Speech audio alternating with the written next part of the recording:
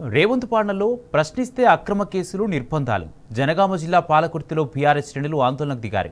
కాంగ్రెస్ పార్టీపై సోషల్ మీడియాలో అభ్యంతరకర రీతిలో పోస్టులు పెట్టాలంటూ రిపోర్టర్ గిరిజన యువకుడు రాజ్ కుమార్పై అక్రమంగా కేసు నమోదు చేసి రిమాండ్కు తరలించారు. జనగామ సబ్ జైల్లో ములాఖత్ ద్వారా రాజ్ కుమార్ను ఎమ్మెల్యే పల్లా రాజేశ్వరరెడ్డి, మాజీ మంత్రి ఎర్రబెల్లి దయాకర్రావు పరామర్శించి ధైర్యం చెప్పారు. రాజ్ కుమార్పై అక్రమ కేసును ఖండిస్తూ బీఆర్ఎస్ శ్రేణులు నిరసన చేపట్టారు. కాంగ్రెస్ హయాంలో గిరిజనులపై దాడులను నిరసిస్తూ ఆందోళనకు దిగారు. సీఎం రేవంత్ రెడ్డికి వ్యతిరేకంగా నినాదాలు చేస్తూ వెంటనే రాజ్ కుమార్ను విడుదల చేయాలని డిమాండ్ చేశారు.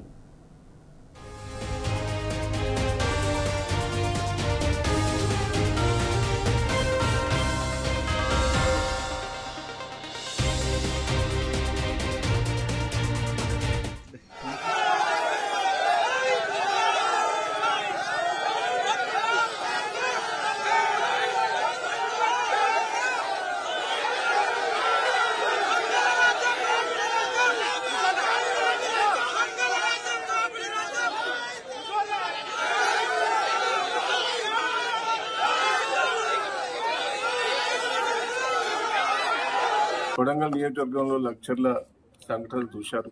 చాలా మందిని జైలుకు పంపించారు అక్రమ కేసులు పెట్టి. హరీష్ రావు మీద ఎంబడబడ్డారు, కేటీఆర్ గారు ఎంబడబడ్డారు. నా మీద ఏదో తోడాలని ప్రయత్నం చేసిన ఎక్కడ దొరకలేవు వాళ్ళకు.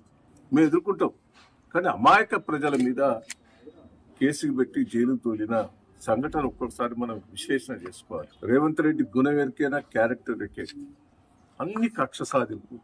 నువ్వు ముఖ్యమంత్రి అయిన తర్వాత అయినా మారుతావని అనుకున్నాను. ఆర్జీటీవీ రాజ్ కుమార్ పేద కుటుంబంలో పుట్టాడు. చిన్న సోషల్ మీడియా ద్వారా, యూట్యూబ్ ద్వారా టీవీ పెట్టుకుని నడిపిస్తాను. ఒక సోషల్ మీడియాలో ఒక యూట్యూబ్ పెట్టినా, ఛానల్ పెట్టినా ప్రజల అభిప్రాయాలు ప్రజల దృష్టికి తీసుకుపోవాలని ప్రజల అభిప్రాయాలన్నీ తీసుకొని రేవంత్ రెడ్డి పరిపాలన, అరాచకమైన పరిపాలన ఘోరంగా విఫలమైంది అనేది ప్రజల అభిప్రాయం ప్రజలకు చెప్తారు. నీ కాంగ్రెస్ పార్టీ చేసిన వాళ్ళు, నీ కాంగ్రెస్ పార్టీ కార్యకర్తలనే నువ్వు పోలీస్ స్టేషన్ వేసి కొట్టడం, ఒక యూట్యూబ్ ఛానల్ పెట్టిన ఆయనను విపరీతంగా కొట్టియటం ఎంత ఘోరం ఒకసారి మనం అందరం కూడా అర్థం చేసుకోం. కానీ ప్రజల అభిప్రాయం ప్రెస్ మీడియా వాళ్ళు, సోషల్ మీడియా వాళ్ళు చెప్తే తప్పేంది? రైతులు చెప్తాను అరాచక పాలన, ఇంత ఘోరమైన పరిపాలన దూలే, మాకు ఇది ఇస్తా అది ఇస్తా అని మోసం చేసి అధికారంకి వచ్చాడు. మహిళలు చెప్తున్నారు ఇది గిరిజనుల మీద దాడి, లంబాడి పిల్లల మీద దాడి. ఇప్పటికైనా కేసు విత్డ్రా చేసుకొని క్షమాపణ చెప్పవలసిందిగా మేము డిమాండ్ చేస్తున్నాం, విజ్ఞప్తి చేస్తున్నాం.